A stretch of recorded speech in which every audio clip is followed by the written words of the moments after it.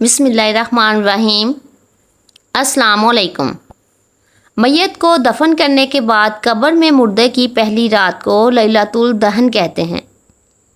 یہ رات بہت سخت اور مراحل سے بھری ہوتی ہے، بدکاروں کے لیے وحشت ناک جبکہ مومنوں کے لیے بہشت نما ہوتی ہے۔ آج ایک لمبی تفصیلی اور متفقہ حدیث پیش کریں گے جس میں قبر میں نیک اور بدکار انسانوں سے سوال اور جواب، اور میت کی قبر میں پہلی رات کا تفصیل طور پر ہمارے پیارے نبی صلی اللہ علیہ وآلہ وسلم نے ذکر فرمایا ہے۔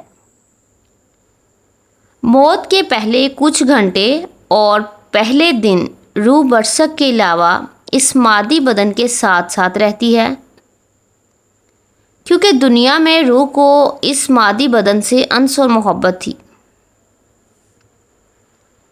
اس لیے اب وہ اس بدن پر خاص توجہ رکھتی ہے اور اس کے ساتھ رشتہ اور رابطہ برقرار رکھنا چاہتی ہے۔ غسل اور دوسرے امور سر انجام دیتے وقت روح اس بدن کے ساتھ رہتی ہے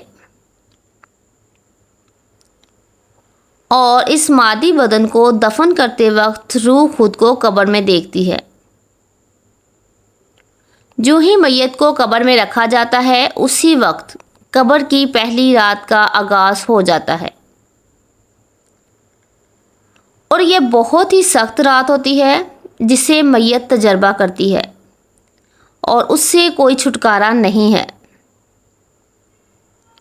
حضرت امام صادق کی روایت کو مد نظر رکھتے ہوئے مسلمانوں کی نظر میں قبر اور وہاں کے پیش آنے والے تمام احوال عالم برزخ ہیں۔ اس نظریے کے مطابق قبر میں داخل ہونا اور قبر کی پہلی رات موت کے آغاز سے ہی شروع ہو جاتی ہے اور بدن کے دفن ہونے سے کوئی تعلق نہیں ہے۔ اب جن لوگوں کے جسم دفن نہیں ہوتے یعنی آگ میں جل جاتے ہیں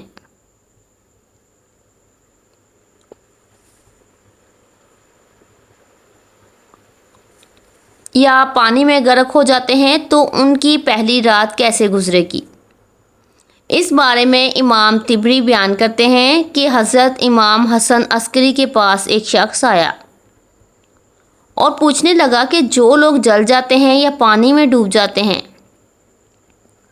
اور ان کی جسم دفن نہیں کیے جا سکتے تو پھر ان کی قبر کی رات کیسی ہوگی۔ آپ فرمانے لگے کہ مرنے کے بعد کی حالت کا نام قبر ہے، چاہے مرنے والا جل جائے، دریا میں غرق ہو جائے یا کوئی شیر وغیرہ نگل جائے، اس قبر کی کیفیت عذاب و انعام کی کیفیت ہمیں نہیں بتائی گئی ہے، بس جس قدر ہمیں بتایا گیا ہے۔ اس لیے قبر کی نعمتیں یا تکلیفیں کیسے ملیں گی اس کے بارے میں سوال کرنا بے سود ہے۔ سمجھنے کے لیے اتنا ہی کافی ہے کہ رات میں جب ہم خواب دیکھتے ہیں تو اس میں ہم کہیں جا رہے ہیں، کسی سے بات چیت کر رہے ہیں تو جسم ہمارا ہمارے بستر پر ہوتا ہے اور روح کا تعلق ٹہلنے، کسی سے بات چیت کرنے سے ہوتا ہے۔ اسی طرح روح جو علیین میں چلی جاتی ہے اور جسم قبر میں رہتا ہے تو ان دونوں کا لگاؤ اسی خواب کی طرح ہوتا ہے۔ جسم کہاں ہوتا ہے وہ اللہ تعالیٰ ہی کو معلوم ہے۔ محترم ناظرین، اب ہم بات کرتے ہیں کہ قبر کی پہلی رات کیسی ہوگی۔ حضرت براء بن عازب رضی اللہ تعالیٰ عنہ بیان کرتے ہیں کہ ہم حضرت محمد صلی اللہ علیہ وآلہ وسلم کے ساتھ ایک انصاری کے جنازے میں شریک ہوئے۔ ہم جب قبر پر پہنچے تو لحد تیار نہیں ہوئی تھی۔ لحد تیار ہو رہی تھی کہ ہم حضور اقدس صلی اللہ علیہ وآلہ وسلم کے پاس بیٹھ گئے جو کہ میت کے سرہانے بیٹھے تھے۔ ہم نے دیکھا کہ آپ صلی اللہ علیہ وآلہ وسلم کبھی آسمان کی طرف دیکھتے اور کبھی لحد کے اندر دیکھتے جو کہ تیار ہو رہی تھی۔ 3 مرتبہ ایسا کرنے کے بعد حضرت محمد صلی اللہ علیہ وآلہ وسلم نے اس طرح دعا مانگی: اے اللہ پاک، میں عذاب قبر سے تیری پناہ چاہتی ہوں پھر آپ صلی اللہ علیہ وآلہ وسلم نے ارشاد فرمایا، بندہ مومن جب دنیا کی طرف سے رابطہ توڑ کے آخرت کی طرف متوجہ ہوتا ہے، یعنی جب اس کی موت کا وقت قریب آتا ہے، تو سورج کی طرح چمکتے دھمکتے سفید چہروں والے فرشتے جنتی خوشبودار جنتی کفن لے کر اس کے پاس آتے ہیں، حتیٰ کہ وہ حد نظر تک اس کے سامنے بیٹھ جاتے ہیں۔ پھر ملک الموت تشریف لاتے ہیں، حتیٰ کہ وہ اس کے سر کے پاس بیٹھ جاتے ہیں اور کہتے ہیں، فقیزہ روح اللہ کی مغفرت اور اس کی رضامندی کی طرف چل۔ وہ روح ایسے نکلتی ہے جیسے مشکیزے سے پانی کا قطرہ، بالکل غیر محسوس طریقے سے اس کی روح نکال لی جاتی ہے، اور جب ملک الموت اس کی روح نکالتے ہیں تو باقی فرشتے اسے آنکھ جھپکنے کے برابر بھی اسے ملک الموت کے پاس نہیں رہنے دیتے، بلکہ اسے فوراً اس کے کفن اور اس کی خوشبو میں لپیٹ دیتے ہیں جو جنت سے لائی ہوتی ہے۔ پھر اس کی روح کو لے کر بلند ہو جاتے ہیں، اور فرشتوں کی جس جماعت کے پاس سے وہ گزرتے ہیں تو فرشتے پوچھتے ہیں کہ یہ کیسی خوشبو ہے، تو وہ اس کے دنیا کے ناموں میں سے بہترین نام لے کر بتاتے ہیں کہ یہ فلاں بن فلاں کی روح ہے، حتیٰ کہ وہ اسے آسمان پر لے جاتے ہیں اور اس کے لیے دروازے کھولنے کی اجازت طلب کرتے ہیں، تو آسمانوں کے جو دروازے ہیں اس کے لیے کھول دیے جاتے ہیں۔ پھر ہر آسمان کے مقرب فرشتے اگلے آسمان تک اس روح کو عزت اور احترام کے ساتھ لے جاتے ہیں، حتیٰ کہ اسے 7ویں آسمان تک پہنچا دیا جاتا ہے۔ تو اللہ پاک فرماتا ہے، میرے بندے کا نیک اعمال علیین میں لکھ دو۔ علیین اور سجین یہ 2 مقامات ہیں، ایمان والوں کی روحیں جو ہیں علیین میں ان کا نامہ اعمال لکھا جاتا ہے، اور جو منافقین ہے مجرم ہے سجین میں لکھا جاتا ہے۔ سورۃ مطففین سورۃ نمبر 83 سے پارہ نمبر 30 کے اندر، اور اسے واپس دنیا کی طرف لے جاؤ کہ میں نے انہیں اسی دنیا میں پیدا کیا اور اسی میں انہیں لٹا دوں گا اور پھر دوبارہ اسی سے نکالوں گا۔ پھر اس کی روح اس کے جسم کی طرف لٹا دی جاتی ہے، لیکن یہ لوٹنا دنیا کا لوٹنا نہیں ہوگا، یعنی وہ لوٹنے کے بعد یہ بات نہیں ہے کہ قبر میں بیٹھ جائے گا، ہمیں نظر آئے گا۔ یہ سب کچھ برزخی معاملات ہوں گے۔ آیت نمبر 42 کے تحت کہ نیند کی حالت میں بھی انسان کی روح قبض ہوتی ہے، لیکن اس کو چٹکی کاٹیں تو وہ جاگ اٹھتا ہے، روح کا تعلق بھی رہتا ہے۔ اس حالت میں بالکل اسی طریقے سے مختلف لائف ہے۔ برزخ کے پھر 2 فرشتے اس کے پاس آتے ہیں جو اس کی قبر میں اسے بٹھا کر پہلا سوال کرتے ہیں، تیرا رب کون ہے؟ من ربو کا؟ وہ کہتا ہے رب اللہ، میرا رب اللہ ہے۔ دوسرا سوال پوچھتے ہیں، تیرا دین کیا ہے؟ ما دینک؟ تیرا دین کیا ہے؟ وہ کہتا ہے کہ میرا دین اسلام ہے۔ پھر پوچھتے ہیں کہ وہ آدمی جو تم میں مابعوث کیے گئے وہ کون ہے؟ تو وہ کہتا ہے وہ اللہ کے رسول حضرت محمد صلی اللہ علیہ وآلہ وسلم ہے۔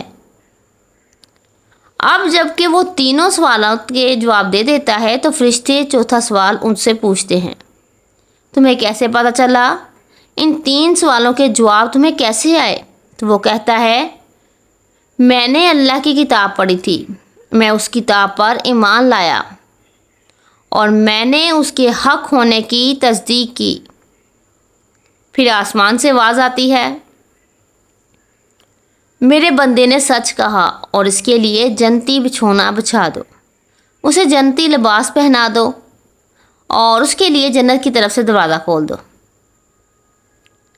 قبر اندر ہی جنت کی طرف کھول دیا جاتا ہے، وہاں اسے ہوا کے جھونکے اور خوشبو بھی آتی ہے، اور حد نظر اس کی قبر کو کشادہ کر دیا جاتا ہے۔ خوبصورت چہرے، خوبصورت لباس اور بہترین خوشبو والا ایک شخص اس کے پاس قبر میں آئے گا اور کہے گا، اس چیز سے خوش ہو جا جو تجھے خوش کر دے، یہ وہ دن ہے جس کا تجھ سے وعدہ کیا جاتا تھا۔ تو وہ شخص پوچھے گا کہ اے شخص تو کون ہے؟ تیرا بھلائی والا چہرہ ہے۔ تو وہ جواب دے گا، میں تیرا عمل صالح ہوں، یعنی نیک مال ایک خوبصورت شخص کی شکل میں اس کی قبر میں آئے گا۔ تو پھر وہ کہے گا، اے اللہ، اے میرے پیارے رب، اے میرے پیارے رب، جلدی کر فوراً قیامت قائم فرما دے، حتیٰ کہ میں اپنے اہل و عیال کی طرف چلا جاؤں۔ یعنی مومن کہے گا، اے اللہ، جلدی قیامت آئے، مجھے میرے اعمال کا بدلہ ملے، مجھ سے انتظار نہیں ہوتا، فوراً قیامت آ جائے۔